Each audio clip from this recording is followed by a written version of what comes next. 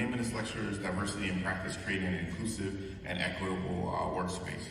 Now, me and Dr. Shoga here sat down and says, how can we deliver some content that you guys can take today, absorb today, understand what's going on, and then apply it to your everyday practice and when you go back to your office or when you go back to the school or industry or wherever you are. I would like to start off with a land acknowledgement, and I want all of us to acknowledge that our meeting is taking place on the homelands of the Calusa tribe, a coastal people of the Caloosahatchee River who have been stewards of this land for thousands of years. A land acknowledgement is a formal statement that recognizes and respects indigenous peoples as traditional stewards of this land and the enduring relationship that exists between them and their traditional territories. To recognize the land is an expression of gratitude and appreciation for those whose territory we reside on, to understand the long-standing history and to seek to understand our place within that history. For those who don't know, I wasn't until COVID stopped, but I was the doctor for the Seminole tribe. So that's the Calusa people there. So I worked on 3 Indian reservations. If you drove here from Miami or from Lauderdale and you took Alligator Alley, you may have seen Big Cypress Reserve and the only exit in the middle that said Snake Road. If you get off on that road and travel 20 more minutes, you reach Big Cypress Reserve. And for 3 years, I was a doctor on Big Cypress Reserve. That reduces healthcare disparities. And so what that is that it says if the provider and the patient share certain characteristics, whether it's race, ethnicity, gender, culture, language, then the patient is more likely to have better health outcomes than if they see a patient or if they see a provider that they don't share any of those things with, and which is true. But at the end of the day, as an educator, my job is to make sure that whoever these soon-to-be doctors or whoever a patient might see, they should expect to get the same level of care because we're all trying and we're all making a concerted effort to meet their goals. And so I might not speak the same language as you, but I'll use every tool in my toolbox to make sure that I'm providing you with the best care possible. We may not share the same culture. And now what I'm trying to do is how do you implement? Okay, now we know the problem, now we know the terms, now we know how we separate them out. But how do I change what I do tomorrow? How do I change how you do stuff tomorrow? And that's the goal. So we're going to be looking at language, culture, age, race, and ethnicity, and then your staffing in your office. So when I first opened my office, the first thing you have to do is say, okay, I'm going to go and try and get some staff, right? And if you're in a patient population and you're trying to be inclusive to that environment, those are the people around me, when I looked at their staff, they looked almost just like them. And there's nothing wrong with that, but you also have to look and see what does that say to the patient population that you're there. Am I welcome in that office? Do you want me to be there? Now, if you're the majority in that situation, you may not see anything wrong with that. And I'm not saying that there's something necessarily wrong with that, but you also have to know when you say nothing or do nothing, it does say something to the population. It does say something to the patients, because I had a doctor reach out to me and says, Dr. Ramsey, I'm trying to get more minorities to come to my practice, but they won't come. They don't come to my office. I'm right near them, but they don't come. He says, what am I doing wrong? I said, I'm a nice guy. I have nothing wrong with this. And I said, okay, can you try to help me? What can you do? And I looked at his office. He sent me videos. He sent me his staff. He did like a walkthrough of his office. I looked at the demographics of the area, and I says, what I see on your website and what I see in your office doesn't tell a minority that you actually want to be my doctor. Because I said, what have you done to show that your staff or the doctors or the receptionist or anything is inclusive of those people? And a lot of people, you may not see it that way, but this doctor was coming to me saying, I want to see more diverse patients in my office, I'm just not getting them. And what I found was all the marketing materials looked like this. And I asked the company, I said, do you have anything that had any diversity in the marketing materials? And these reps looked at me and said, no, sir. Every single one. This is it. If you go look at your practice, your POP looks just like this. So I sit there and I didn't have a choice. I was opening my practice. I put the stuff up. I was trying to market the brands, the friends, whatever. So my patients come to me and says, Dr. Ramsey, how come I don't see myself represented in the marketing materials that you're putting out on the wall, or the pictures, the window vinyl, the TV in the room. I said, okay, I'm gonna do my own photo shoot. So I do my own photo shoot to record the content, take my own picture. Now this is in here, I'm just showing you, I did my own. Now, after I do my own photo shoot, I use those marketing materials to put up in the office, on the window clinks, on the TV.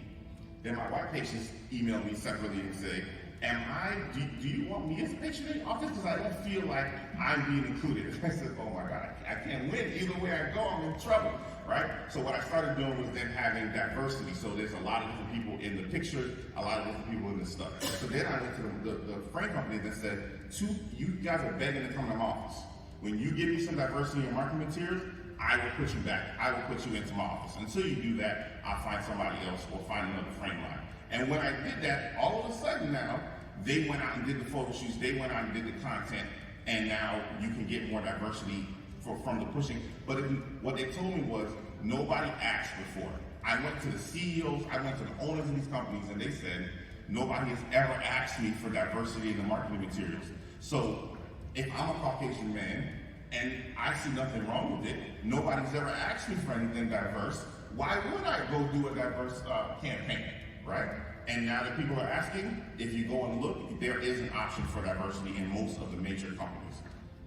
Now, when we look at frames in our office, you're gonna have universal fit and global fit and everybody else. So global fit, universal fit is Asian fit, which is for people that have a small bridge or not as much nose to build up there. So the nose pads on most of the frames are built up a lot more to catch somebody with a flat bridge or almost no nose at the top to hold the frame.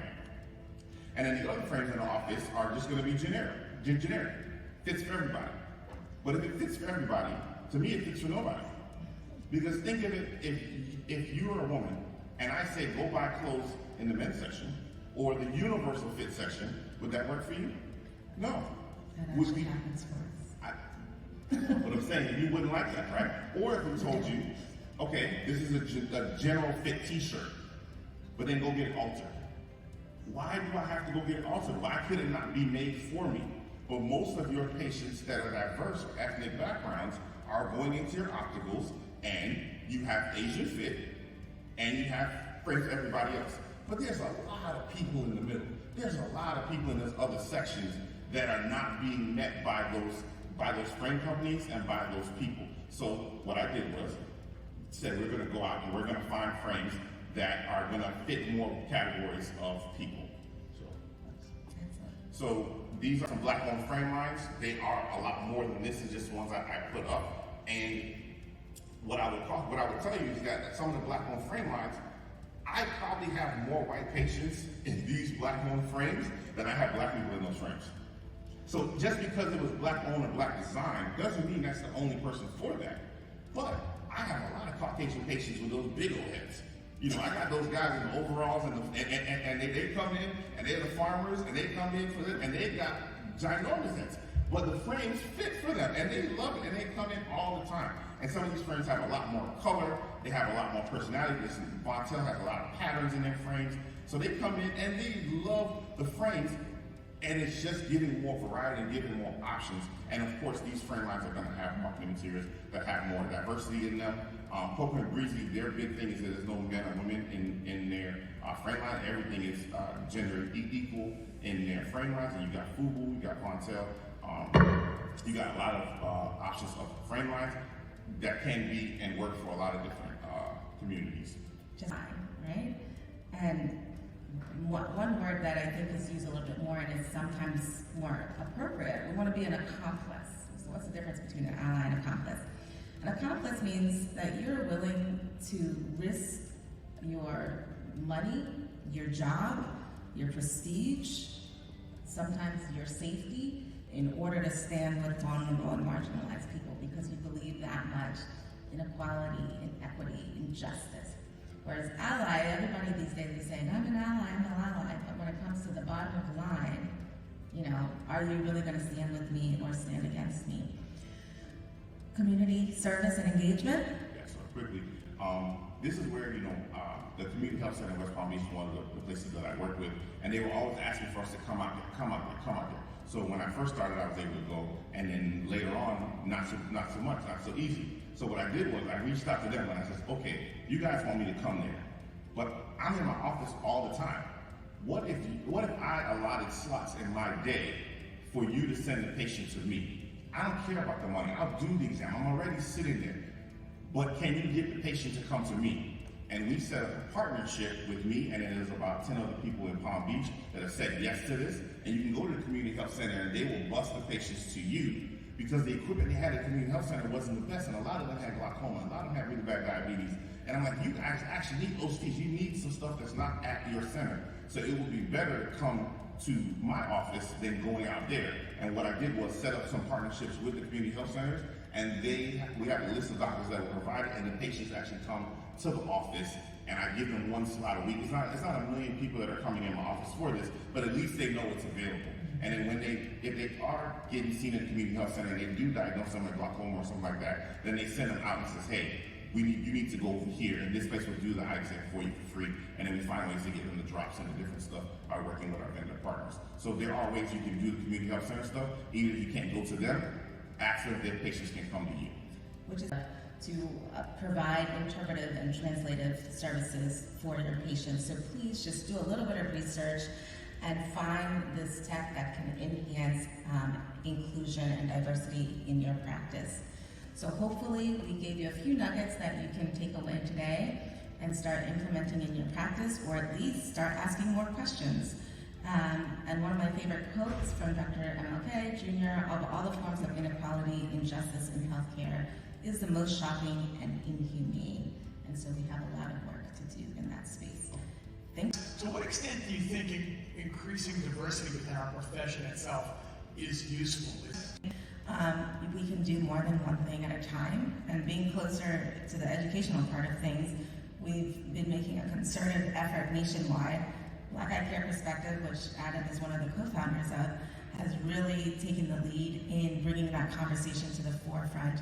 And so what the optometry schools nationwide are trying to do is outreach and reach out and educate our different communities that this is a great career option for them. We can't do that alone. So again, if you're in private practice, if you're in corporate practice, helping us with that outreach is one way to increase the diversity of our optometry school, thereby increasing the diversity of our workforce.